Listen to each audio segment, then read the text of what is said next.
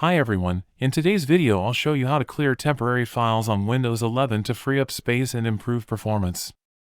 So let's get started. First, click on Start, then go to Settings. Or press Windows +I to open Settings directly.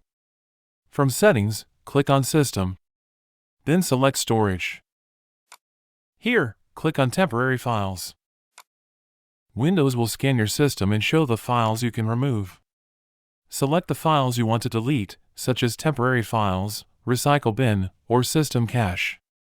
Make sure not to select downloads unless you really want to remove them. I also recommend leaving system recovery log files unchecked, as they can be useful. Once you've selected everything you want to remove, click Remove Files. Confirm by clicking Continue.